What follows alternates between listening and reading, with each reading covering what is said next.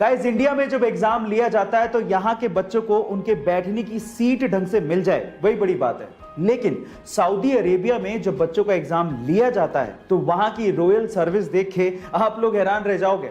वहां के बच्चों को एग्जाम टाइम पे पानी के साथ साथ चॉकलेट, आइसक्रीम, सैंडविच, नैपकिंस, चाय, ये सारी चीजें प्रोवाइड करवाई जाती हैं। क्या आपको भी लगता है कि इंडिया में कभी एग्जाम टाइम पे ऐसा कुछ होगा? चैट सेक्शन में जरूर लिखिएगा। और ऐसे ही फनी फैक्ट्स के लिए पाकिस्तान में एक जगह है जिसका नाम है लांदी कोतल, और वहां की खास बात यह है कि वहां पर एक बहुत पुराना बरगद का पेड़ है जिसे पिछले 122 सालों से जंजीरों में बांध कर रखा गया है और उसे अभी तक खोला ही नहीं गया है। जी हाँ गाइज, एक पेड़ को जंजीरों से बांध कर रखा हुआ है। और रीजन जान के प्लीज आप हंसिएगा मत। एक्चुअली हुआ कुछ यूं कि 1898 में वहां पर एक अंग्रेज अफसर था जिसका नाम था जेम्स क्विड।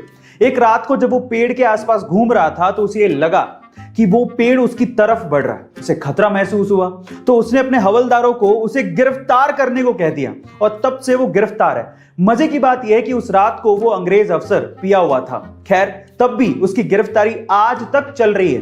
गाइस, आपको ये फनी इंफॉर्मेशन, गाइस आज तक हमने जासूस और जासूसी की कहानियां तो बहुत सुनी है। देखिए, फिल्मों की बात अलग है, लेकिन अगर मैं आपसे सवाल पूछूं कि क्या आपने रियल लाइफ में कोई फीमेल डिटेक्टिव का नाम सुना है या फिर उसे देखा है? चलिए आज इस वीडियो में मैं आप लोगों को इंडिया की पहली फीमेल डिटेक्टिव के बारे में बताता हूं। उनका नाम है रजनी पंडित। मुंबई की रहने वाली ये फीमेल डिटेक्टिव अभी तक 80,000 से ज्यादा केसेस को सोल्व कर चुकी हैं। उन्हें बचपन से ही स्पाई नोवेल पढ़ने का बड़ा शौक था, इसीलिए वो डिटेक्टिव बनना चाहती थी। लेकिन हर बार उन्हें यह कहा जाता था कि यह जॉब महिलाओं के लिए नहीं है। लेकिन उनकी मां का उन्हें बहुत सपोर्ट था, इसी वजह से उन्होंने केसेस लेना शुरू किया, उन्हें सोल्व करना शुरू किया और देखते ही देखते 1991 में उन्होंने अपना डिटेक्टिव ऑफिस मुंबई में खोल लिया। गाइस, उन्हें इंडिया फर्स्ट लेडी डिटेक्टिव का भी खिताब मिल चुका है। आपको रजनी पंडित के बारे में जान के कैसा लगा? 24 नवंबर 1971 को पोर्टलैंड से सिएटल जाने के लिए डीबी कूपर नाम का एक आदमी एक फ्लाइट पे चढ़ता है। जैसी फ्लाइट हवा में होती है, वो अपने पास ही खड़ी एयर होस्टेस को एक लेटर पकड़ाता है जिसमें लिखा होता है कि मेरे पास बॉम्ब है और तुम तुरंत मेरे पास आके बैठो। जैसी एयर होस्टेस कूपर के पास आके बैठती है, वो उसे बॉक्स खोल के बॉम्ब दिखाता है और कहता है कि मुझे $2 लाख प्लस 4 पैराशूट चाहिए, नहीं तो मैं सबको उड़ा दूंगा। शाम होते ही फ्लाइट जब सिएटल पे लैंड करती है तो डिमांड के मुताबिक $2 लाख प्लस 4 पैराशूट कूपर को दे दिए जाते हैं। फिर वो उसी फ्लाइट पे बैठता है, फ्लाइट उड़ती है, उसके बाद वो पैराशूट पहनता है और फ्लाइट से कूद जाता है। उसके बाद से लेके आज तक किसी ने भी डीबी कूपर को दोबारा नहीं देखा।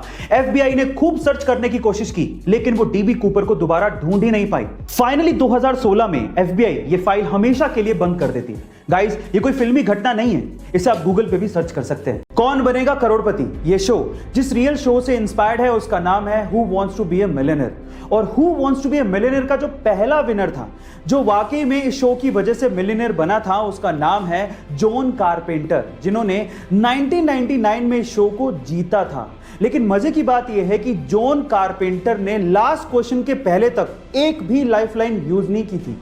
लास्ट क्वेश्चन में आके उन्होंने एक लाइफलाइन यूज की जिसका नाम था फोनो फ्रेंड, और जिसमें उन्होंने अपने फादर को कॉल लगवाया था।